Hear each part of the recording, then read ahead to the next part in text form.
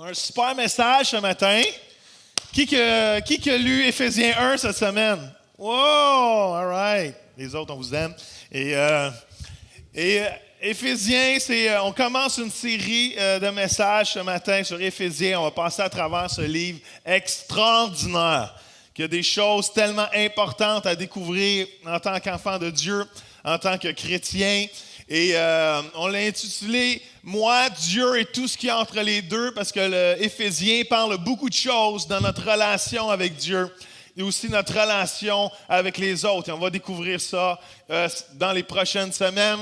Moi, je fais Éphésiens 1 cette semaine.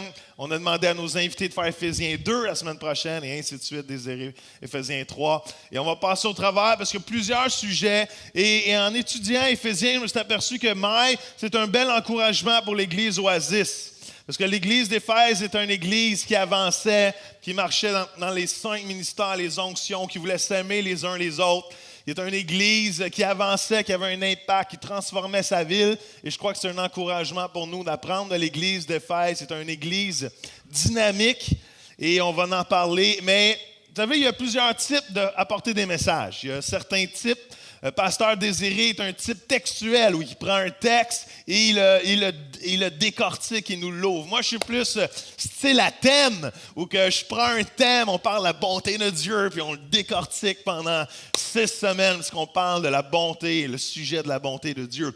Mon épouse est plus du genre histoire ou plutôt comme un dialogue qui nous parle des choses. Elle nous parle de ce qu'il vit, elle nous parle de ce qu'elle vit avec Dieu. C'est cette façon de faire. Mais il y a aussi une vieille façon de faire qui s'appelle verset par verset, right? Et ça sera peut-être pas tous les dimanches, mais ce matin, ça me tentait d'aller chercher dans le style de Martin Luther et de cette chose-là et d'emmener un verset par verset. J'étais impressionné, je cherchais certaines inspirations et je suis tombé sur une église qui a passé 85 semaines à étudier Éphésiens. Ça vous tente-tu? C'est après 85 semaines de message Éphésiens.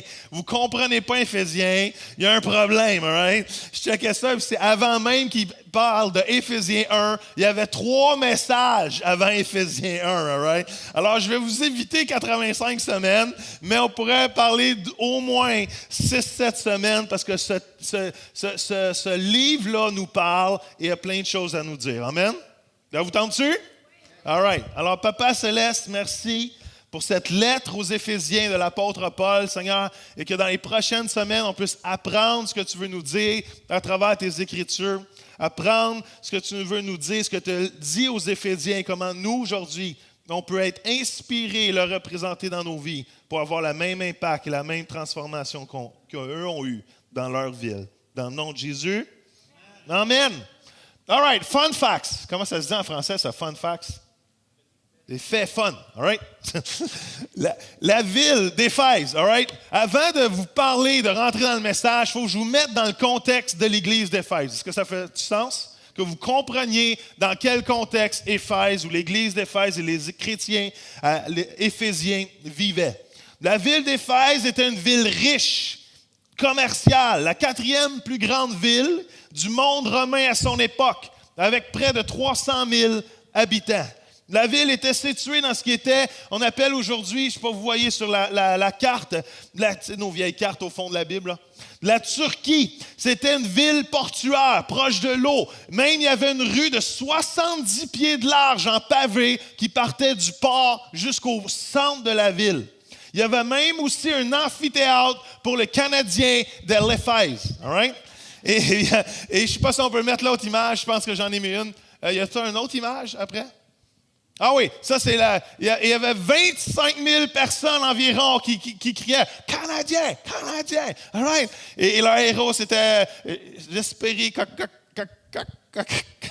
Kokotniemi. All right? Et c'était une ville extraordinaire avec des choses archéologiques. Si on revient en arrière, la ville d'Éphèse n'était pas juste connue pour sa richesse, c'était connu aussi pour une ville très religieuse. C'était le centre d'adoration de la déesse Diane qu'on voit dans la Bible. En grec, c'était Artémis. Et c'était supposément la fille d'Apollon dans la mythologie grecque. Et comme on voit dans Actes 19:35, ça a commencé alors qu'un objet qui serait tombé du ciel et cet objet-là ressemblerait peut-être c'est une météorite, peut-être c'est quelqu'un qui a envoyé quelque chose et ils ont juste pensé, ouf!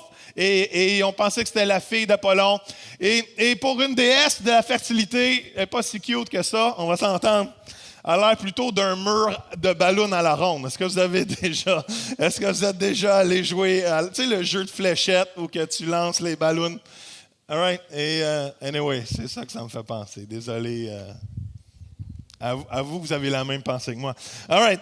Et son temple était la 7e merveille du monde de cette époque. Il y avait plus de 100 colonnes qui formaient ce temple. Et les gens partout dans l'Asie, partout autour de la région, adoraient la déesse. Et il y avait même une compagnie qui faisait des statuettes. Et il avait même rendu, c'était tellement populaire de vendre des statuettes. Même dans la Bible, ça dit qu'il était rendu avec un genre de syndicat de vendeurs de statuettes parce que c'était tellement populaire, hein, la déesse Diane.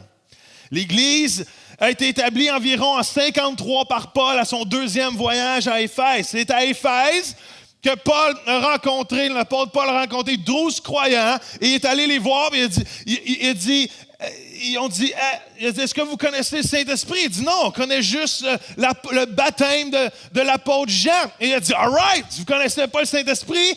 On va vous baptiser dans le Saint-Esprit. Ça dit qu'ils ont été baptisés dans le Saint-Esprit et l'Église d'Éphèse a commencé à ce moment-là. C'est à Éphèse que Paul enseignait les Juifs, mais les Juifs l'ont rejeté.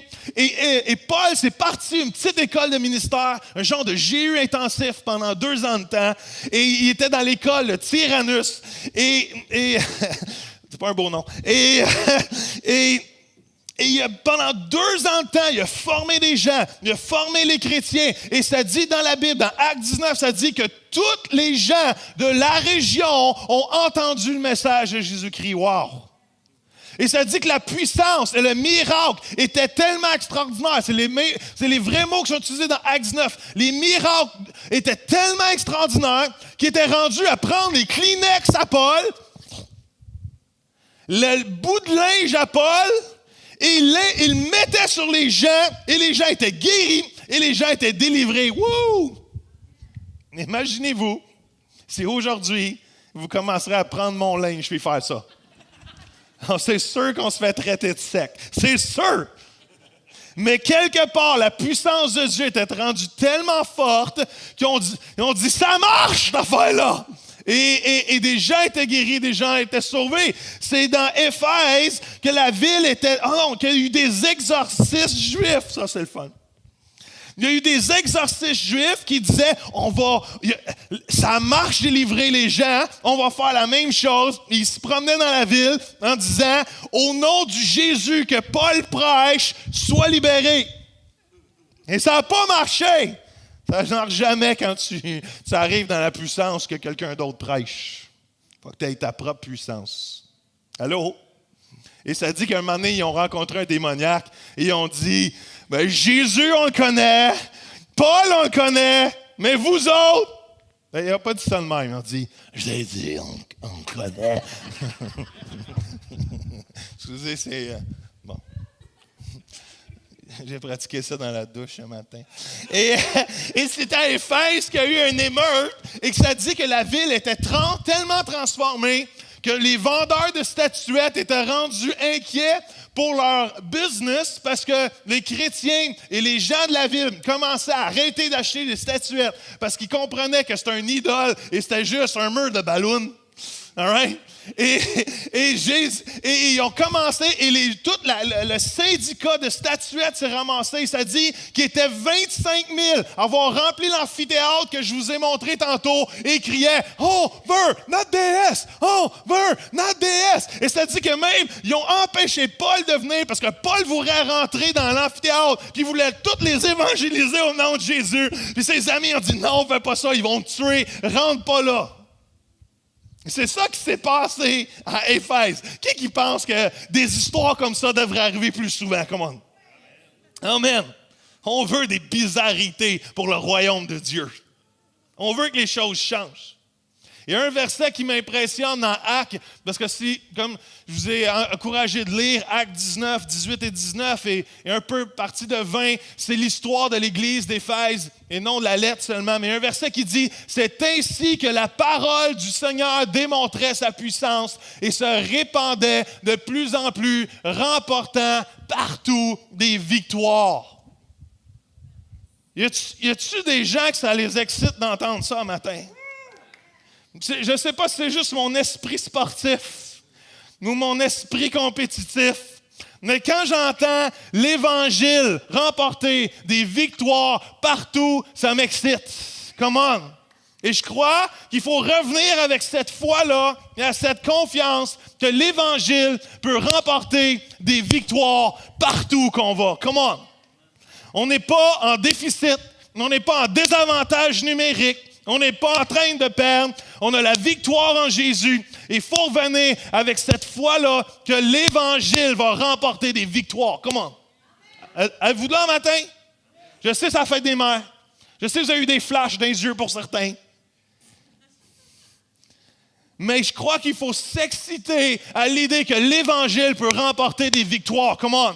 On va renverser la cadence. Même si on perd 3-0 dans une série match 4 de 7, on peut remporter les 4 derniers matchs puis gagner la Coupe Stanley. Come on! Jésus vient chercher une église victorieuse et non perdante. Êtes-vous là un matin? Amen! Et je suis tellement béni. Je crois que Dieu veut remporter des victoires dans les vies, dans les gens, au travail, à l'école, avec nos relations, dans nos familles. L'Évangile peut remporter des victoires. Come on. On est dû pour le 20e Coupe Stanley spirituelle. Allô? J'étais tellement béni. Je ne suis pas béni, mais j'ai mal au dos. Pour ceux qui ne le savent pas, mon dos ne va pas bien. Ça ne paraît pas, ça fait mal. Et ça fait 2 semaines, je vais voir mon psychanalyste, non, mon physiothérapeute. Ça commence par les mêmes lettres. Et mon physiothérapeute, et je le rencontre, c'est un monsieur âgé, semble-t-il, c'est le meilleur physio à Saint-Hyacinthe. Et la première chose qu'il me pose comme question, c'est quoi? Qu'est-ce que vous faites dans la vie? Moi, je ne peux pas me cacher, je peux pas faire semblant de pas être chrétien, à moins que je dise d'autres choses. Je suis golfeur professionnel. Et je suis pasteur. Et il dit, wow, je suis un pasteur, je pensais jamais rencontrer un pasteur un matin. Parce que quand tu dis que tu es pasteur, tu as 2 réactions. Soit que les gens se ferment, parce qu'ils sont gênés de rentrer dans cette discussion-là, ou 2, ils n'ont aucune idée c'est quoi un pasteur dans la vie. Ils n'ont aucune. Un pasteur. On mange quoi en hiver, ça? Pas grand-chose, mais... et je suis tout surpris, tout étonné. On parle de Jésus, la première rencontre, il me laisse partir, puis il me dit « Hey, paye pas en passant. » Il n'y a rien de pire que quand quelqu'un dit « Paye pas en passant », tu as l'air d'un voleur de ne pas payer en main. Oui, tu le prends, et il me laisse ma rencontre gratuite. Ma 2e rencontre cette semaine, on le voit, puis il me dit un moment donné, il me dit, « Hey, peux-tu prier pour moi? Je dois trouver des nouveaux employés. Je trouve ça difficile. » Je dis, « All right, je vais prier pour toi. » Mais je ne vais pas juste prier quand je retourne à la maison, je vais prier pour toi là. « Ah ouais? Ouais. » Il y a comme un malaise. Et je dis, à la fin, qu'est-ce qui va se passer? Vas-tu vouloir? Vas-tu pas vouloir? Et à la fin, il dit, « Écoute, j'ai trouvé un endroit privé, une salle privée. Tu vas pouvoir en prier pour moi. » Et je m'en vais. Et on prie pour lui. J'ai dit, « Je peux-tu juste mettre ma main sur votre épaule parce que je ne sais pas comment autrement prier sur quelqu'un. » C'est comme c'est weird de même. Tu sais, quand tu pries avec un non-chrétien, tu fermes tes yeux, tu fermes pas les yeux, tu es tout seul à fermer les yeux, il te regarde fermer les yeux. C'est awkward des fois, right? Parce que dans l'église, c'est facile. Hallelujah! Shabbat! Tu sais, c'est comme, tout le monde sait comment on peut prier dans l'église, mais qu'un non-chrétien, es-tu trop proche? Tu rentres dans sa bulle? Qu'est-ce qui arrive? Tu sais? Et vous comprenez le concept.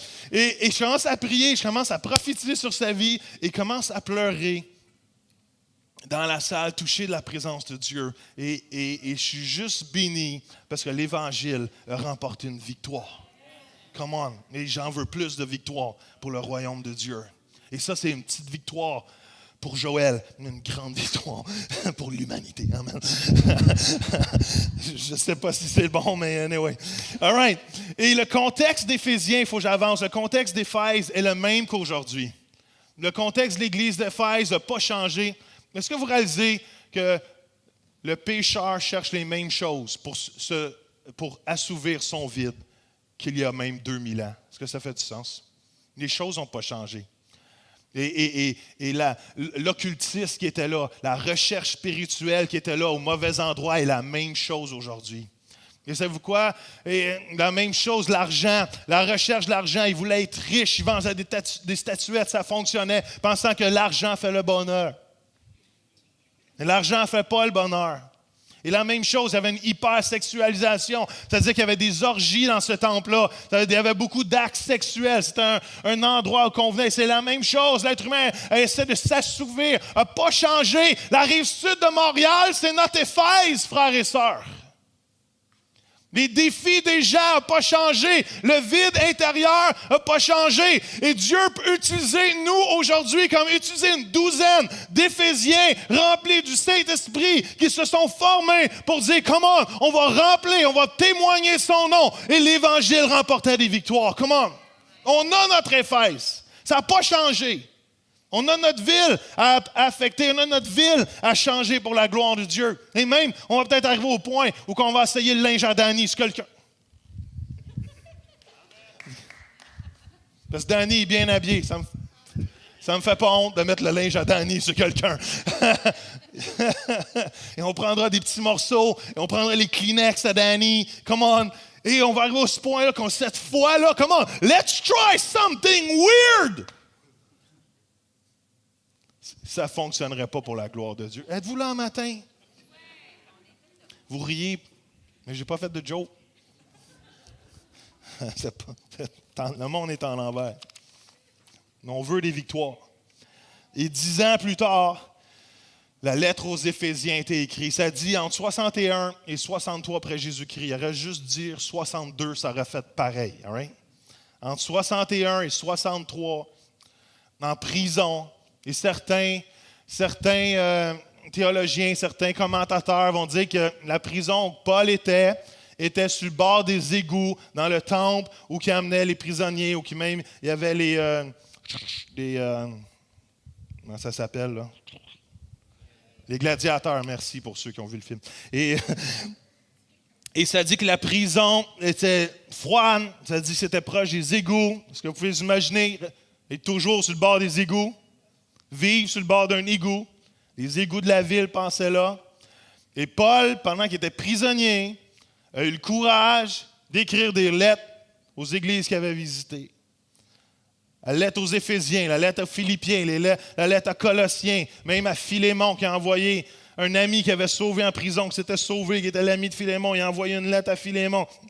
Et alors qu'il était emprisonné dans le trouble ou qu'il pourrait être découragé, il a pris plutôt le temps de s'écrire pour encourager quelqu'un d'autre. Wow!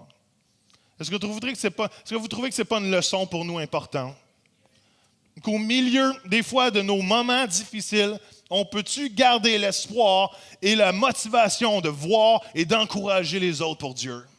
Et pour moi, c'est un des plus grands actes de foi qu'au moment que toi, tu vis quelque chose de difficile, tu es capable de garder ton œil pour dire, il y a quelqu'un qui a besoin que je l'encourage, même si moi, je suis à 2 pieds de la merde.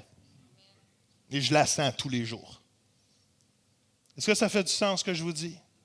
Il faut garder cet œil-là, que peu importe bord que nos situations. Et pour moi, c'est un acte de faire confiance à Dieu qui prend soin de moi à tous les jours. Comment? Et que mes yeux sont mis plus sur la mission que sur mes situations. Je vais toujours me rappeler, on a parlé de Nathania. Est-ce que vous vous rappelez de Nathania? Nathania est décédé du cancer. Et on comprend le combat qu'ils ont eu.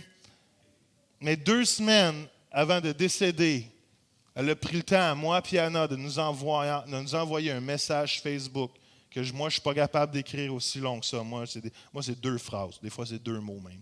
Mais toute ma pensée est inclue là-dedans. Quand je dis « je t'aime », il y a beaucoup de choses là-dedans. Mais elle a pris le temps de nous écrire un long texte. À 2 semaines de son décès, elle ne pensait pas à sa douleur. Elle ne pensait pas à qu'est-ce qu'elle vivait. Elle pensait d'encourager les autres. Wow. Et ça, pour moi, c'est un exemple de foi. Si on pouvait écrire un nouveau texte de la foi de Hébreux 12, je crois que Nathania serait dedans. Et on pleurait notre vie de savoir que quelqu'un qui souffre pense à nous plus qu'elle pense à elle. Et ça, pour nous, je crois que c'est un encouragement pour nous. Et Paul a été cet encouragement. Amen. Éphésiens est divisé en 2 parties. Je ne sais pas si on peut mettre la prochaine slide. Une partie théologique et une partie pratique. Chapitre 1, 2, 3, chapitre 4, 5, 6, pratique. Et ça m'a tellement fait penser à notre thème d'église. Parce que la première partie, c'est à propos de vivre sa présence. C'est à propos de comprendre ce que Dieu a fait pour nous, tout ce qu'il a sacrifié pour nous, tout ce qu'il nous donne et ce qu'on va voir dans les prochaines semaines. Et l'autre partie, c'est comment s'aimer, comment être l'Église, comment vivre les 5 ministères, comment s'aimer les uns les autres, comment s'aimer entre mari et femme. C'est le défi de l'éternité. Et on va voir une partie pratique. Et l'Éphésiens est en train de nous dire, l'histoire de Jésus devrait changer comment je vis mon histoire. C'est ce que Éphésiens est en train de nous dire. Chapitre 1, 2 et 3, c'est l'histoire de Jésus et comment ça devrait affecter nos vies et comment on devrait vivre différemment après. Et c'est ce qu'on va voir dans les prochaines semaines. Comment on peut se laisser affecter parce que Dieu a fait pour nous et comment ça devrait changer nos vies. Savez-vous quoi? Si le message de Jésus-Christ ne change pas vos vies, c'est probablement parce que vous ne l'avez pas écouté comme il faut. Parce que le message de Jésus transforme nos vies. Quand on rentre et on met nos vies en Jésus, ça change nos vies. Si votre vie n'est pas changée au contact de Jésus, c'est parce que vous avez quelque chose que vous n'avez pas compris. Il n'y a pas grand amen à ça. Il y a juste des men, c'est vrai. All right, êtes-vous prêts? Il faut que je finisse à 45. Il me reste 25 minutes pour faire 14 versets. Qui croit au miracle ce matin? Amen? 25 minutes, 14 versets. Vous me donnez 28 minutes, 2 minutes chaque, OK? Éphésiens 1, 2, si vous avez votre Bible, on va l'avoir de toute façon à l'écrit au PowerPoint. Verse by verse. Paul, choisi par Dieu, par la volonté de Dieu, pour être apôtre, c'est-à-dire ambassadeur de Jésus-Christ. Come on. Qui sait que ça marche toujours mieux quand tu vas dans la volonté de Dieu? Et il y a cette dimension-là, Paul choisi, d'autres textes vont dire, par la volonté de Dieu. Et à force de vivre ma vie chrétienne, je me suis aperçu deux choses. La première façon dont je vivais, c'est que je pensais que je dois faire la volonté parfaite de Dieu, volonté parfaite de Dieu, volonté parfaite de Dieu. Mais si je ne suis pas dans la volonté parfaite de Dieu, je ne suis pas un bon chrétien, je ne vais pas bien, je ne fais pas la bonne chose. Et je crois qu'il y a une dimension de courir après la volonté de Dieu. Comme Jésus a dit, pas ma volonté, mais ta volonté. Est-ce que ça fait du sens? Et il y a cette partie-là, mais il n'y a pas juste cette partie-là. Je crois qu'il y a une dimension aussi que le Père nous aime tellement qu'il nous dit aussi, c'est quoi que toi tu veux? Je veux être là-dedans aussi. Et il y a cette balance-là en découvrir ce que Dieu veut vraiment. Et il y a cette balance-là de dire, je suis un Père qui t'aime, qui te choisit. Je veux aussi te backer dans ce qui monte dans ton cœur. Ça fait du sens. Et je veux être de ceux qui marchent dans la volonté de Dieu. Marcher dans la volonté de Dieu, ça ne veut pas dire qu'il n'y aura pas aucun obstacle. Marcher dans la volonté de Dieu, ça veut dire que, par exemple, je m'attends que ses promesses soient là. Je m'attends que sa puissance soit là et que les fruits et la paix m'accompagnent. Salut tous les chrétiens. D'autres versions vont dire les saints. Louis II va dire les saints. J'ai pris la parole vivante pour ceux qui cherchent quelle version que j'ai. Qui sont à Éphèse et en tout lieu où cette lettre sera lue. Ce n'est pas juste pour Éphèse, c'est pour nous aussi encore aujourd'hui. Tous ceux qui croient en Jésus-Christ en lui, et lui sont fidèles. Que Dieu, notre Père, le Seigneur Jésus-Christ, vous donne la grâce et la paix. Est-ce que vous savez que vous êtes des saints ce matin? Amen à ça. Je suis content que vous réagissiez de même. Est-ce que vous savez que vous êtes des saints ce matin?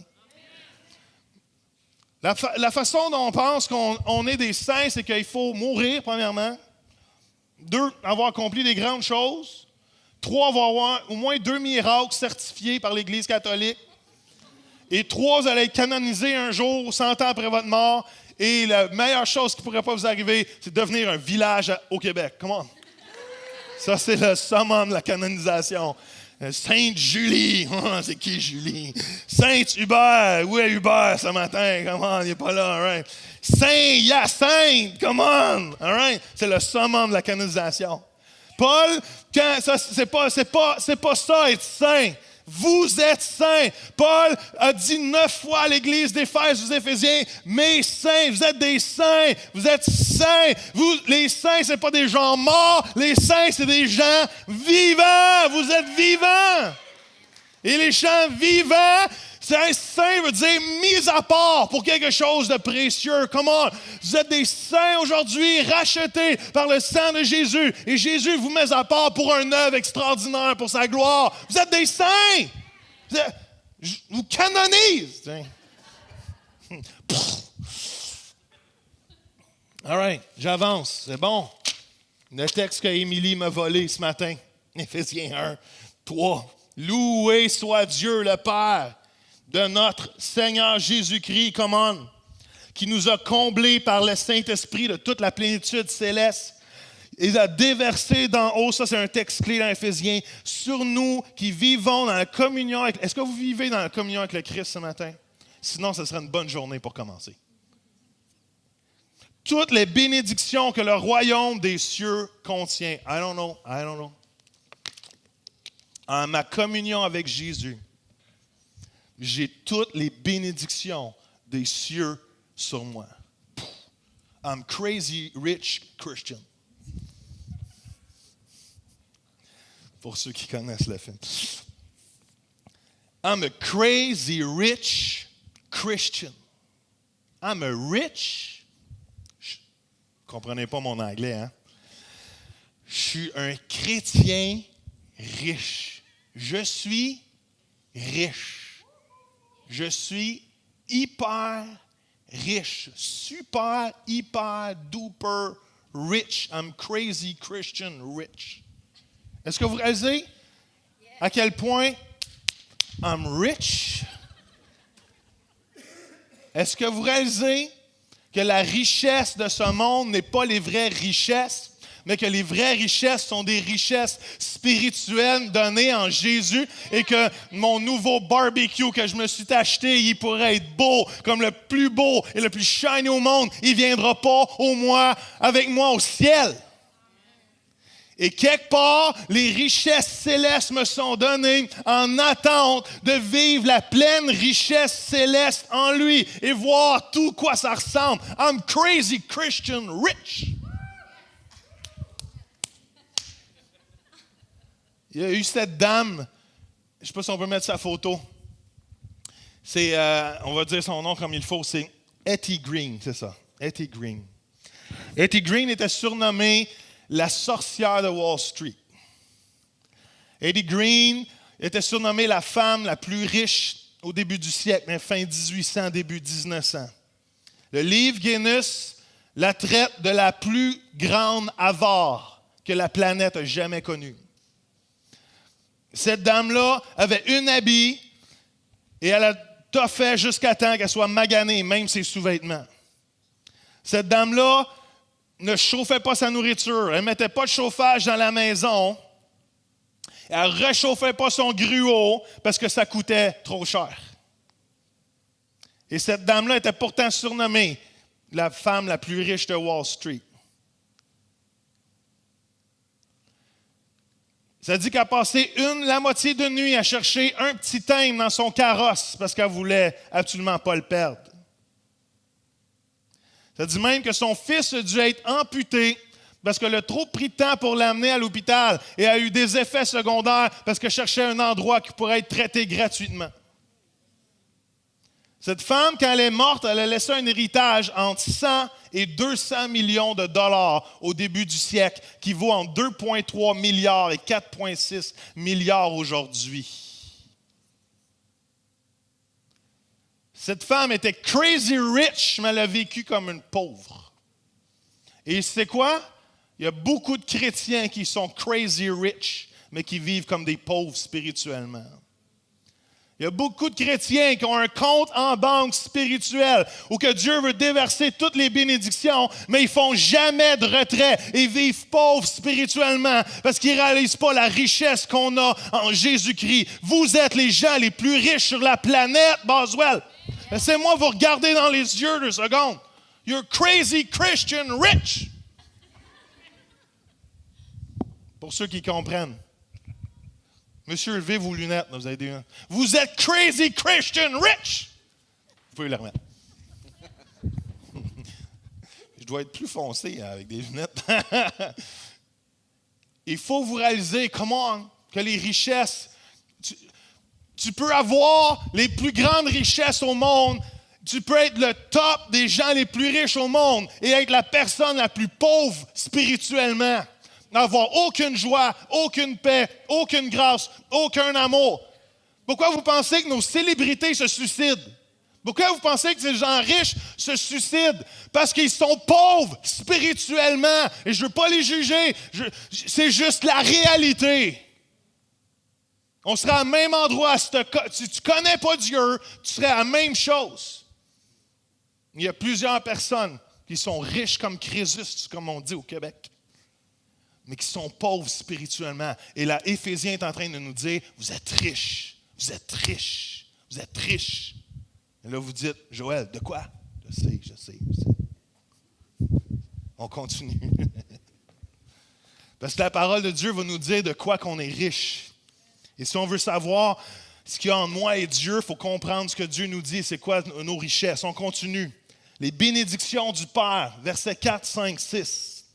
Éphésiens 4 va dire ceci, « Avant même de poser les fondations du monde, le Père nous a choisis en Christ pour que nous vivions une vie sainte, irréprochable sous son regard. » Wow! Est-ce que vous savez que vous êtes choisis ce matin? Qui est content d'être choisi? Qui n'a déjà pas été choisi au ballon chasseur? C'est probablement de ma faute, désolé.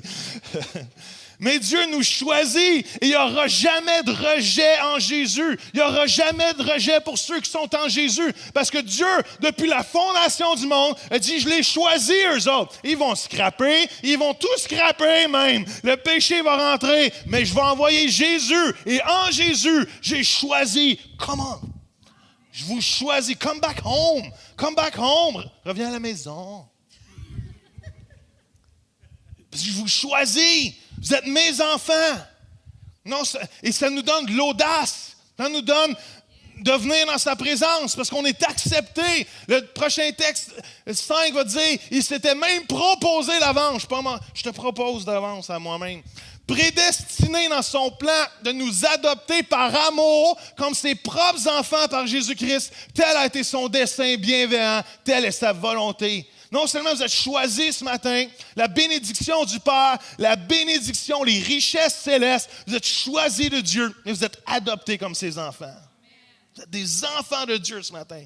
Si vous acceptez Jésus comme notre sauveur personnel, si vous acceptez son message d'être mort, ressuscité à la croix pour vos péchés, vous êtes adoptés, vous êtes un enfant de Dieu. Et ça dit qu'il vous a prédestiné à devenir ses enfants. Wow! Et il y a toute une branche de l'Église qui s'est trompée à propos de la prédestination, hein, Des? Et il y a une branche de l'Église, qui dit là, la prédestination, c'est que Jésus a choisi d'avance qui va être chrétien et qui ne sera pas. Alors, si tu n'es pas à l'Église aujourd'hui, c'est parce que tu n'as pas été choisi. Et si tu es ici, c'est parce que tu as été choisi. Qui sait que Dieu nous a donné le libre choix? Mais même s'il nous choisit, ce n'est jamais contre notre gré.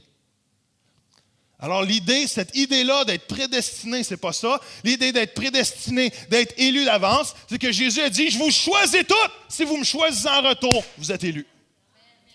C'est comme un coach de baseball. Il y a deux façons de faire une équipe dans un coach de baseball. De dire, OK, je prends Hugo, je ne prends pas Dez, parce que Dez ne sait pas c'est quoi le baseball. Je prends René, je prends Jean-Yves, je prends Mathieu en arrière, parce que Mathieu est rapide. Et les autres, non. C'est ça la prédestination. Je prédestine des gars. Il y a des filles qui ne font. Je sais, c'est pas juste. Mais c'est ça que les gens pensent. C'est ça que les gens ont pensé. La prédestination, je te choisis. Puis les autres, tout bad pour vous autres. C'est pas ça l'élection. C'est pas ça la pensée de Dieu d'avance. La pensée de Dieu, c'est je vous choisis toutes. Et si vous me choisissez en retour, vous êtes choisis. Vous êtes élus. Est-ce que vous comprenez? Je vous choisis toutes, mais si tu ne me choisis pas, Tu n'es pas élu. Mais tu es tout choisi. Mais choisis-moi. Je vous mélange-tu? Non? C'est bon. Je vais vous le mettre dans un autre terme. C'est comme l'élection. Jésus vote pour que je sois sauvé. Le diable vote pour que j'aille en enfer. Si je vote avec Jésus, on va être majorité, puis je vais être élu. Si je vote avec le diable, je vais perdre. Est-ce que vous me suivez? Et Dieu vote toujours pour nous autres. Il faut juste le choisir. On est adopté, on est choisi. Ça dit même qu'on est comblé, Émilie a dit ça. On est comblé de joie en nous faisant part de sa grâce. Come on! Ah ouais, je continue parce que le temps avance.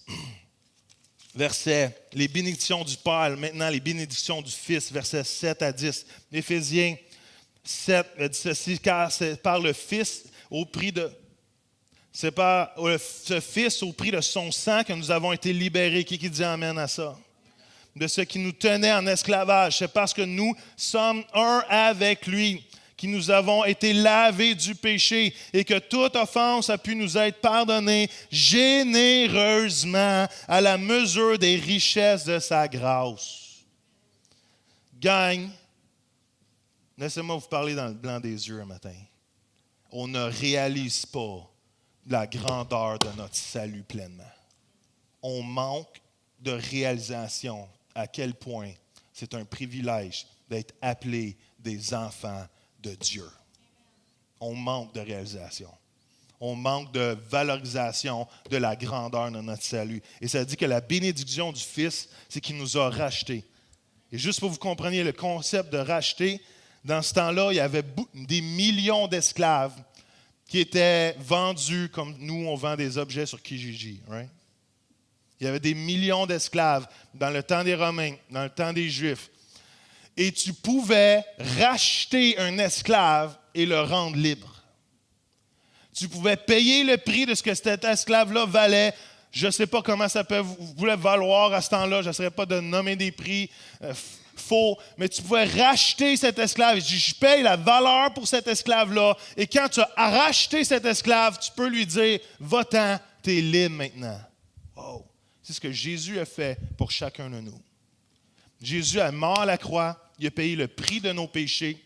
Il nous a libérés de l'esclavage du péché. Il nous prend et nous dit à cette heure, je te renvoie libre. Je t'envoie libre. Tu es libre.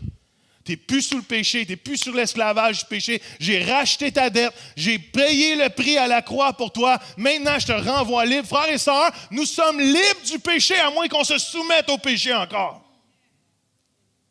On est libre, on est supposé avoir la victoire sur le péché, à moins qu'on ouvre la porte au péché et au père du mensonge. Est-ce que vous me suivez?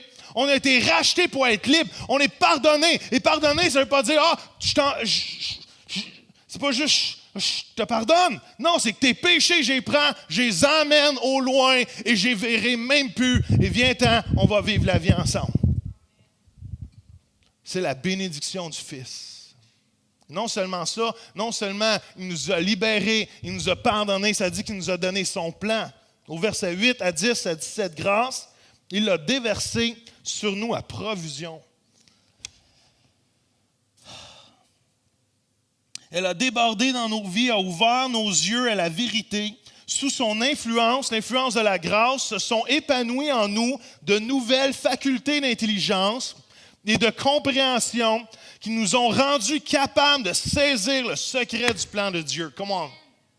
La grâce de Dieu nous rend capables de saisir son plan. Mais on ne vit pas juste comme des chrétiens. On va aller au ciel, on va aller au ciel. Non, il y a un plan, il veut nous le montrer, il veut qu'on saisisse. Come on. Et savez-vous, c'est quoi ce plan-là? Voulez-vous le savoir? Oui. C'est écrit. Quel est l'aboutissement final de ce plan? Come on.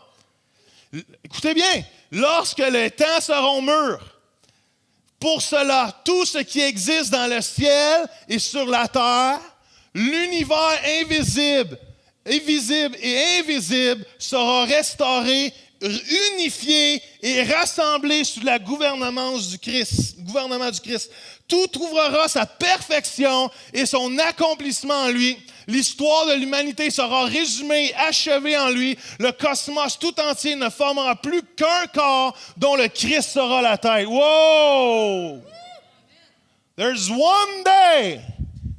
Il y a un jour où les cieux vont envahir la terre. Come on. Il y a un jour en Jésus et excusez, je parle anglais des fois. Je ne peux pas cerner à quoi ça va ressembler, mais un jour, ça dit qu'un jour, à la fin, au moment que Dieu aura décidé, les cieux et la terre vont faire juste un.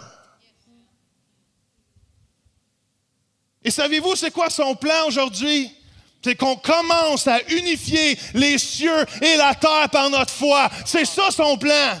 Un jour, je ne sais pas à quoi va ressembler, mais un jour, sous la domination de Jésus, Christ va gouverner une terre, un endroit, un lieu où les cieux vont rencontrer la terre et tout ce qui est invisible va devenir visible et qu'on va vivre les richesses qui nous attendent pleinement dans la vie qu'on va vivre. Come on! Allez relire Éphésiens 1 cette semaine. Et notre rôle, c'est pas juste d'attendre ce monde invisible et cette unification. Notre rôle, aujourd'hui, c'est d'avoir le même désir. Heaven come down! Les cieux viennent parce qu'un jour, les cieux et la terre vont être unis ensemble. Je ne sais pas à quoi que ça va ressembler. Je ne sais pas tout ce que ça peut signifier. Mais notre rôle aujourd'hui, c'est commencer à tirer sur les cieux jusqu'à temps qu'un jour, au temps donné, tout va être unifié ensemble. Êtes-vous là un matin? Oui. Merci. Est-ce que vous comprenez ce que je suis en train de dire? L'Église Éphésiens était encouragée à ne pas s'asseoir sur son steak jusqu'à temps que Jésus revienne. L'Église Éphésiens a été encouragée d'impacter. Savez-vous, plusieurs commentaires disaient qu'il y a un moment donné à Éphèse, il y avait 50 000 chrétiens sur 300 000. Ça, c'est un chrétien sur 6 personnes. Ça, c'est de l'impact anti. Est-ce que vous réalisez que si on serait partout, il y aurait un chrétien sur chaque 6 personnes? On pourrait faire des prières chez Walmart. Est-ce que vous comprenez l'impact d'être un chrétien sur 6 personnes, comment on peut changer une ville? On serait rendu au point qu'un chrétien, s'il amène 6 personnes à Jésus, on peut tout changer et sauver la ville d'Éphèse. Est-ce que vous me suivez? J'aimerais ça qu'on se donne l'objectif de devenir un jour un chrétien sur 6 personnes. Parce que l'Évangile veut avoir des victoires. On veut des victoires. On veut des victoires. On veut pas de statuette. On veut des victoires. Vous n'étiez pas là, vous étiez en photo. All right, vous me suivez? Il me reste... God, help me. J'ai juste pris 14 versets, il y en a 20 cucs. Non seulement il nous dévoile son plan, ça dit qu'on est héritier. Savez-vous c'est quoi un héritage? Un héritage, c'est de recevoir sans rien à déverser ce que quelqu'un d'autre a amassé. Bring it, Lord. Jésus dit, tout ce que j'ai amassé, je te le donne. Et un héritage, tu n'as rien à débourser pour l'avoir, c'est juste gratos. Est-ce qu'il y en a qui ont déjà reçu un héritage? Vous n'êtes pas trop? Tant mieux. Ou tant pis. Oui. Vous réfléchirez à ça vous-même. Là. Mais, qui sait que Dieu veut bénir ses enfants? All right. On prie pour aller dans le sud. On veut aller dans le sud. On va aller en vacances, mon piano. Dans 2 semaines, on a pris une semaine de congé, on va aller dans le sud. Puis on a dit au Seigneur, Seigneur, paye nos vacances. All right? Et cette semaine, mercredi, il y a une madame qu'on connaît presque peu, qui n'est pas de l'Église, qui nous envoie un montant par Interac de 1 000 $. Puis elle dit, hey, j'ai à cœur de vous payer vos vacances. Thank you, Jesus! Pas parce que je suis meilleur. Dieu aime tous ses enfants. Et Dieu dit, je vous donne en héritage. Même un verset au chapitre 3, Ça dit qu'il y a des héritages, des richesses inconnues que Dieu veut nous donner. I want it. All right, je continue. Il nous donne en héritage. Il y a les bénédictions du Père, sauvé, choisi, adopté, les bénédictions du Fils, pardonné, délivré. C'était quoi les autres? Racheter, relever son père en héritier. Puis la dernière chose, puis je finis avec ça, c'est les bénédictions du Saint-Esprit. Êtes-vous prêts? Toute la Trinité est impliquée à vous bénir, gang. Jésus, Dieu, le Saint-Esprit, sont tous en équipe. Come on, on va leur donner les richesses célestes. Et le Saint-Esprit dit, vous avez aussi, chrétiens non-juifs, après avoir reçu, entendu le message de la vérité, la bonne nouvelle de votre salut, vous avez mis votre confiance en lui. Vous voici donc en communion avec le Christ, a été scellé de l'Esprit Saint, gage de si grande promesse. Cet esprit annoncé depuis longtemps est à la fois la garantie et l'avant-goût de notre héritage commun. C'est une sorte d'acompte que Dieu nous donne sur le salut définitif. Come on. Une anticipation de la libération totale et parfaite qu'il nous a acquise. Elle sera pleinement nôtre le jour où percevra sa délivrance pour laquelle il a payé un si grand prix. Un motif de plus de célébrer sa gloire magnifique. Est-ce que vous avez besoin de plus de raisons pour louer Dieu? Gang, il faut que notre louange elle devienne passionnée. Jusqu'à temps que Jésus revienne.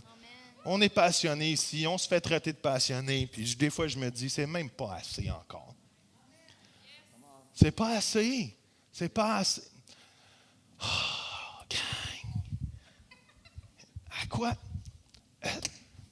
Je veux être franc 2 secondes. Je chante mon message. Mais, je suis encore dans mon message, mais c'est Joël qui vous parle. C'est pas Pasteur Joël, c'est Joël. En chum, là. Moi, je pense qu'on n'a aucune idée à quoi le ciel ressemble pour de vrai. On n'a aucune idée de la richesse de notre salut qu'on a présentement et que le jour qu'on va être dans l'éternité avec lui, comment ça va être le party. On n'a aucune idée. Aucune idée. On a une petite idée. Semble-t-il, il va y avoir une table. De la bouffe. Ça, c'est pour encourager les hommes. Il va y avoir un mariage. C'est pour encourager les filles. Mais on n'a aucune idée, je vous garantis. J'ai étudié Éphésiens 1, puis on ne comprend pas ce qui nous attend à l'autre bord. On n'a aucune idée. C'est pour ça qu'on persévère par la foi. C'est pour ça qu'on ne lâche pas. C'est pour ça qu'on n'abandonne pas. Puis Dieu est en train de nous dire, le Saint-Esprit dans ta vie, là, c'est l'acompte de ce qui s'en vient. Et qu'est-ce qui sait que l'acompte? Qui sait que l'acompte, c'est juste un petit bout? Allô? L'acompte, c'est juste... Moi, je suis cheap. Vous êtes tous cheap. Dieu n'est pas cheap, mais on est cheap. Comment vous voulez laisser un acompte, monsieur? Le moins possible! Si vous riez, c'est parce que vous êtes comme moi. Si vous riez encore, c'est parce que vous savez que vous êtes comme moi. Mais Dieu a dit, et savez-vous quoi, l'idée du sceau, c'était pas juste l'idée du sceau dans les commentaires que j'ai lus, c'était qu'au port d'Éphèse, il y avait souvent du bois qui venait, et les acheteurs ne pouvaient pas repartir avec le bois. Ils mettaient le bois de côté, ils mettaient leur sceau dessus en disant, ça c'est à moi, et quand je reviens, je pars avec. Come on! Le Saint-Esprit en moi est le sceau de Dieu que quand il revient, il part avec. Come on! Il va y avoir une rencontre dans les airs, un séjour bientôt. Oh, c'est juste moi qui connais, donc. Oui. C'est juste moi qui connais à Montréal, je n'entends pas ça. Comment? Je vais te voir. Mon frère, ma soeur, mon frère, un de ces jours bientôt. All right, ça fait 44 ans que je suis dans l'église, hein? Ça paraît pas de même. 43, 44 bientôt, dans une semaine, le 22. Pas pour l'autre 1000 piastres. Et ça dit que l'acompte, le Saint-Esprit est un acompte de tout l'héritage qu'on va tout avoir bientôt avec Jésus. Je vous le garantis, et j'essaie de me péter la tête depuis cette semaine et même la semaine avant que j'étudie, je ne comprends pas la beauté de mon salut qui m'attend dans la pleine éternité. Et je peux-tu vous dire en terminant ce matin, parce qu'il est presque le temps de passer une vidéo, si vous êtes sauvés ce matin et que vous connaissez Jésus et que vous êtes en Jésus, avez-vous remarqué le texte, ça dit toujours en Jésus, en Christ, en Jésus. Si vous avez mis votre vie en Jésus, si vous avez fait confiance à Jésus, vous êtes crazy rich Christian. Et même si des fois vous dites, j'en prendrais plus de sous, les sous, vous ne les emmènerez pas au ciel avec vous. Vous êtes sauvés, pardonnés, choisis, adoptés. Et quand Jésus va revenir des lieux célestes, il va vous prendre avec lui et vous allez vivre avec lui. Et le ciel et la terre vont être unis. Vous allez passer l'éternité avec lui. Et si vous avez Jésus en vous, vous êtes la personne la plus riche sur la planète. Amen! C'est un amen naturel. Come on! Et je pourrais m'époumoner. Mon thorax veut sortir un matin. Come on! Je ne peux pas vous convaincre de la réalité que les cieux ont pour chacun d'entre nous. Et ma prière, c'est que l'Évangile gagne plus de victoires. Puis moi, je veux des victoires. Mais si Éphèse a remporté des victoires, ils sont devenus 1 sur 6 chrétiens, moi, c'est le minimum que je veux sur la rive sud de Montréal. Puis c'est pas juste Oasis, c'est Nouvelle Vie. Puis c'est sans frontières. Puis c'est whatever église qui croit en Jésus-Christ, qu'ensemble, on partage l'Évangile, puis qu'on devienne 1 sur 6, et que notre ville soit plus capable de vendre des petites statuettes parce qu'elle est transformée, puis que l'économie est transformée, puis que les gens louent plus des dieux inconnus, mais louent Jésus-Christ. Come on! Et je sais que ce n'est pas un message pour la fête des mamans. Je le sais. J'ai été tiraillé avec moi. Joël, les mamans, ils vont détester ton message. Savez-vous quoi?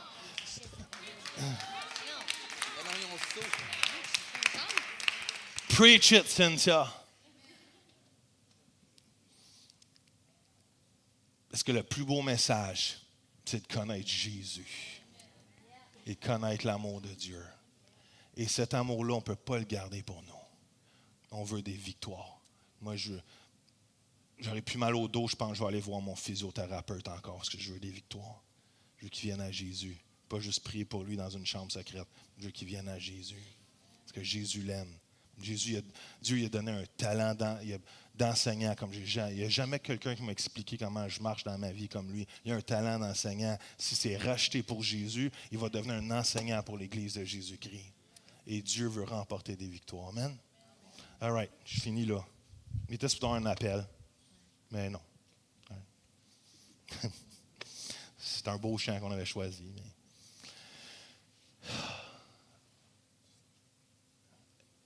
Ma prière, c'est que vous réalisez que vous êtes riches en Jésus un matin. Les bénédictions du Père, du Fils et du Saint-Esprit. La Trinité est là pour vous bénir, gang. Ils ne sont pas là sur leur trône en train de dire qui s'arrange donc tout seul, eux autres. Non, Saint-Esprit est là, come on. Jésus est là, come on. Le Père est là, come on. C'est mon fils, c'est ma fille. Je l'ai sauvé, je l'ai adopté, je l'ai élu, je l'ai choisi, je l'ai pardonné. Il est béni. J'ai mis son Saint-Esprit, il est scellé. Quand j'arrive, il part avec. Il part avec. Peu importe. Jésus part avec nous. Amen. Priez avec moi, right? Puis après, je conclue. Seigneur, priez avec moi, Seigneur. Merci. Loué sois-tu pour ton héritage, pour la vie que tu me donnes, pour les richesses célestes, pour la bénédiction céleste, pour ton salut en Jésus. Merci de m'avoir choisi. Merci de m'avoir pardonné. Merci de m'avoir adopté. Merci de m'avoir racheté. Merci de me sceller. Et merci de me ramener avec toi. Et papa, d'ici ce jour, je veux amener le ciel sur la terre. Je veux partager ton évangile afin que ton message remporte des victoires. I'm not a loser. Je ne suis pas un perdant.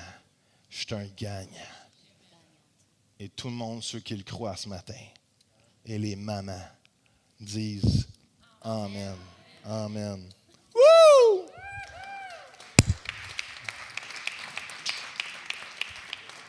Les lumières ont changé en mon absence. Gang, lisez Éphésiens, étudiez Éphésiens, il y a des perles là-dedans. Lisez Éphésiens 2 cette semaine, all right? Étudiez Éphésiens 2. Si vous n'avez pas lu Éphésiens 1, lisez Éphésiens 1. Maintenant, on veut reconnaître les mamans, c'est la fête des mamans. Et il y a eu des photos, on a pris le temps de faire des photos, mais Joseph, on a tellement des gens de talent et de dons à Oasis. On a des fleurs pour vous tantôt, pour les mamans et toutes les dames en haut de 12 ans s'ils veulent, je pense qu'on en a assez. Et on s'est fait donner une boîte de chocolat Lindt. Oh, ouais, je savais que cette réaction-là était pour venir naturellement. Et il y en a environ 3 par personne. Qui croit à la bénédiction de Dieu? C'est pas un. On n'est pas cheap à Oasis. C'est pas un Lindt, c'est pas 2 Lindts. C'est 3 Lindt. Ça, c'est 26,99. Right? 3 paiements faciles.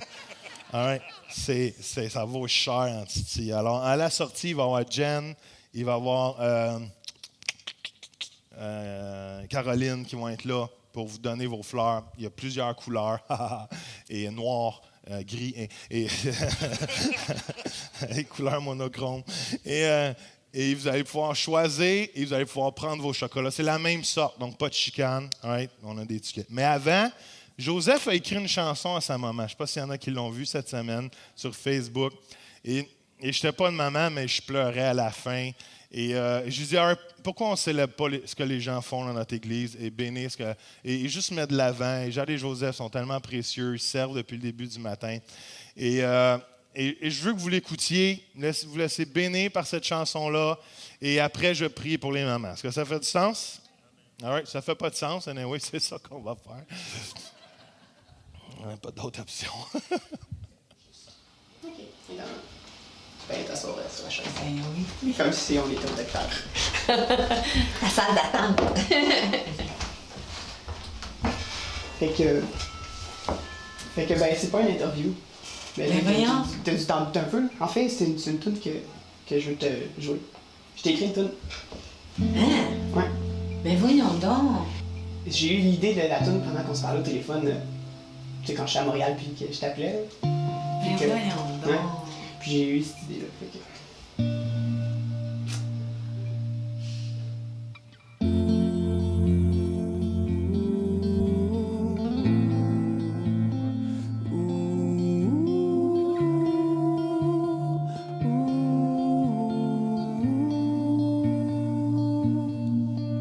Salut maman, comment ça va?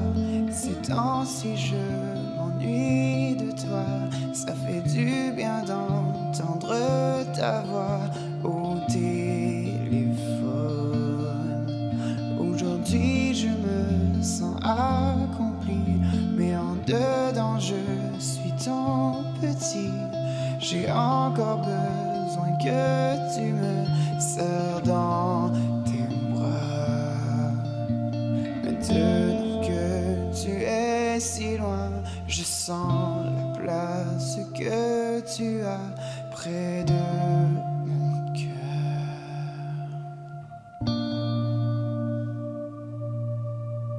C'est maintenant que je suis loin que je réalise la valeur que tu as pour moi.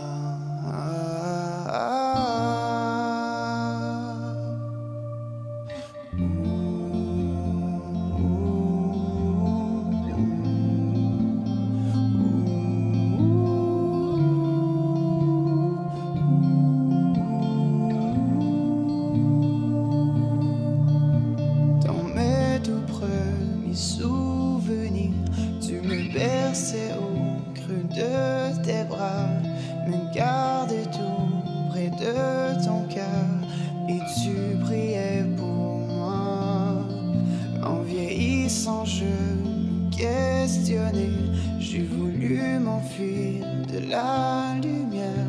Tu savais ce que j'avais besoin. Tu étais là pour moi.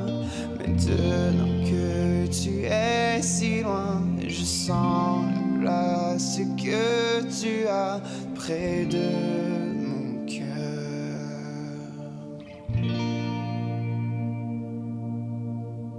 C'est maintenant que je suis loin que je réalise la valeur que tu as pour moi.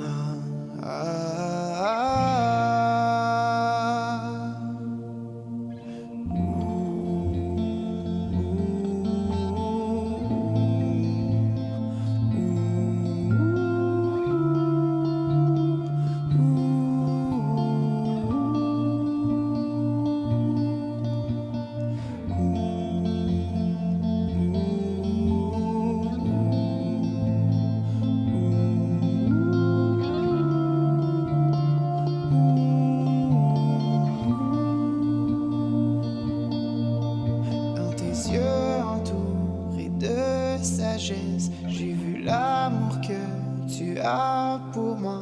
Tu es la maman que j'ai besoin. Oui, maman, je suis si reconnaissant. Oh, je suis si reconnaissant.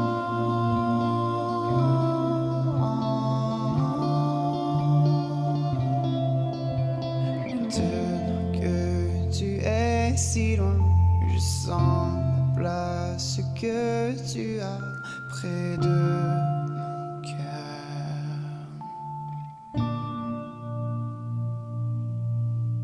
C'est maintenant que je suis loin que je réalise la valeur que tu as pour moi.